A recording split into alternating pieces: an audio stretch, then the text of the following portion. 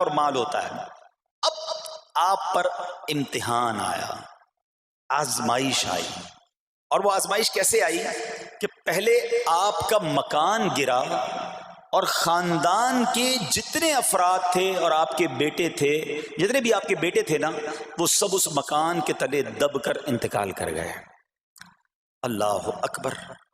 آپ کو آ کر خبر دی جاتی گئی کہ حضور آپ کا مکان گر گیا ہے، آپ کے بچے دب گئے اور دب کر ان کا انتقال ہو گیا ہے. آپ فرماتے تھے میرا کیا ہے، جس کا تھا اس نے لے لیا. جب تک اس نے مجھے دے رکھا تھا وہ میرے پاس تھا، جب اس نے چاہا اس نے واپس لے لیا. اسی نے دیا تھا نا.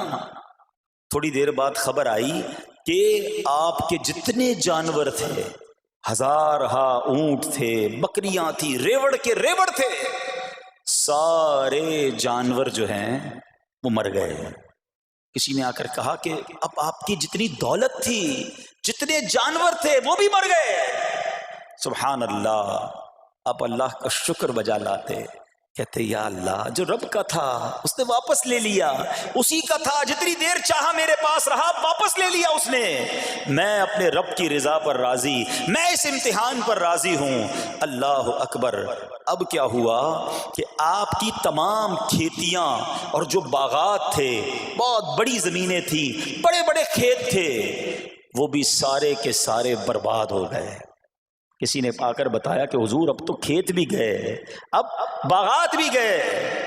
آپ نے فرمایا کہ جس کا تھا اس نے لے لیا، میں اس کی رضا پر راضی ہوں. جب تک میرے پاس تھا وہ میرے پاس تھا، اب رب نے واپس لینا چاہا تو اس نے لے لیا. اب he was empty handed، یعنی اب کچھ بھی نہیں تھا، نہ بچے ہیں، نہ مال ہے، نہ جانور ہے، نہ مکان ہے.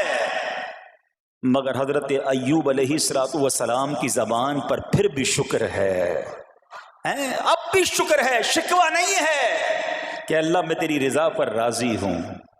لیکن ابھی امتحان ختم نہ ہوا تھا.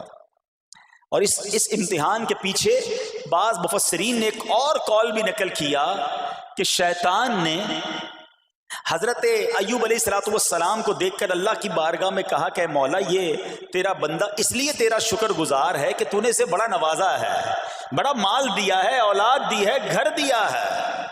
اب رب کریم نے حضرت ایوب پر امتحان بھیجا تاکہ پتہ چلے کہ میرے نیک بندے امتحان کے بعد بھی صبر کرتے ہیں. لیکن اب سب چلا گیا نا، تو شیطان نے کہا کہ ابھی جان تو باقی ہے نا،